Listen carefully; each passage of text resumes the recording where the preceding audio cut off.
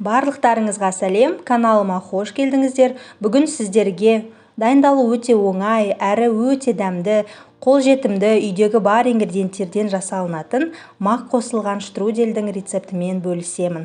Алдағы уақытта каналыма аптасына 2 рет шығып отыратын әртүрлі рецепттерді жіберіп алмас үшін дәл қазір каналға тіркеліп, және видеоға лайк басып қойыңыз. Ал ендеше видеоны соңына дейін тамашалаңыз.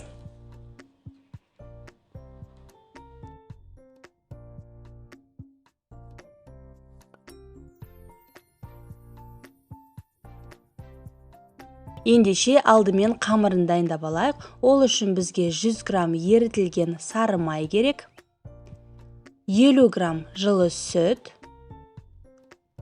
оған 60 грамм қант қосамыз,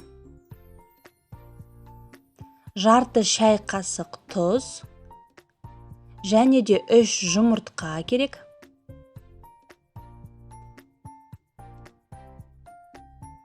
Оның үстіне 5 грамм дрожжи, яғни ашытқы қосып, жақсылап араластырамыз. Бұл жерде менде қамыр 2 есе көп қылып жасадым, яғни мен 2 түрлі штрудельдің қамырын дайындап жатырмын.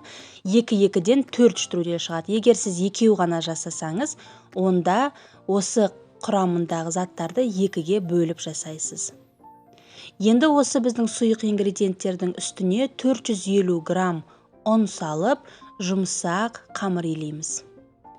Ұнды 450-ден артық салмауға тырысыңыз. Басында қамыр жабысқақ болып көрінуі мүмкін, бірақ жақсылап араластыра келе қамырыңыз қолға жабыспайтын әдемі жұмсақ болады.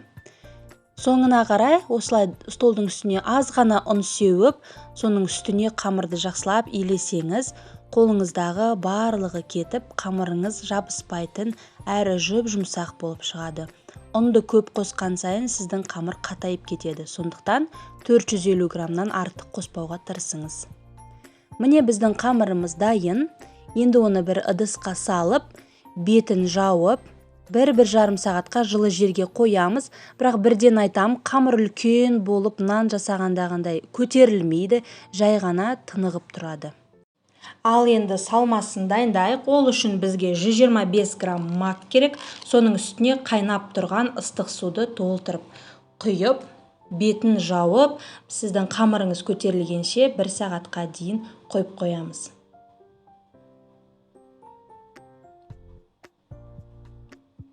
Қамыр көтерілуге жақындаған кезде мақты ашып, бетіндегі артық суын төгіп, жақсылап сүзіп аламыз. Енді осы мақтың үстіне өзіңіз қалауыңыз бойынша мейіз қоссаңыз болады, немесе жаңғақ қоссаңыз болады, және де 80 грамм қант қосамыз. Және 1 шай қасық корица қосамыз. Корицаны қосу маңызды емес, қалауыңыз бойынша дәм беру үшін, иісі әдемі болу үшін қоссаңыз өте жақсы болады. Енді осының барлығын араластырамыз.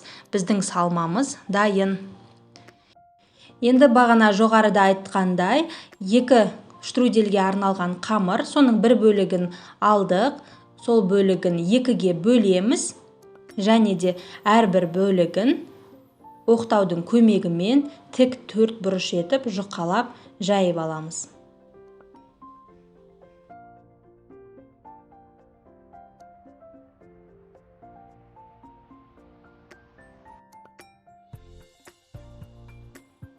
Енді осы жайылған қамырдың үстіне біздің дайын тұрған салмамызды теңдей 2-ге бөліп, соның 1 бөлігін үстіне салып, жақсылап жайып аламыз.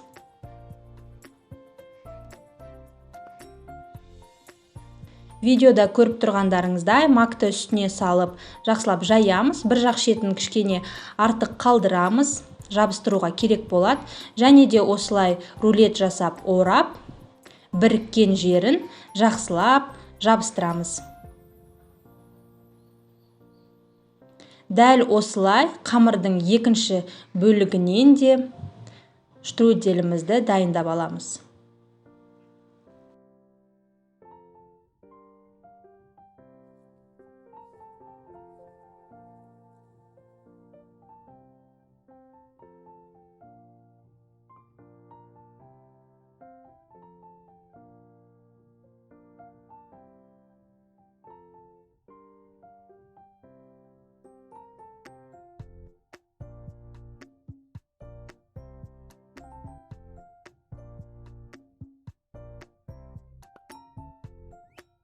Енді осы дайын болған 2 штрудельді бетін жауып жарты сағаттай қоямыз.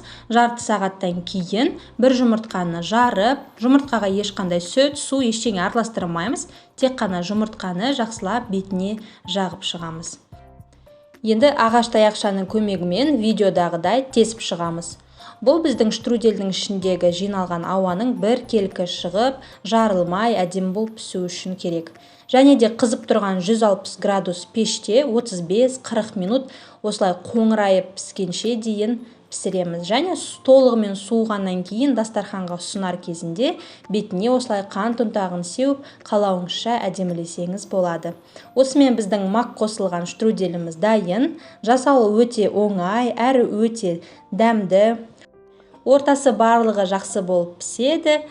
Сіздер де жасап көріңіздер. Және де каналыма тіркеліп, видеоға лайк басып, комментарий қалдырсаңыздар, сіздердің жазған комментарийден шабыт алып, сіздерге өте керемет рецепттермен қуантатын боламын.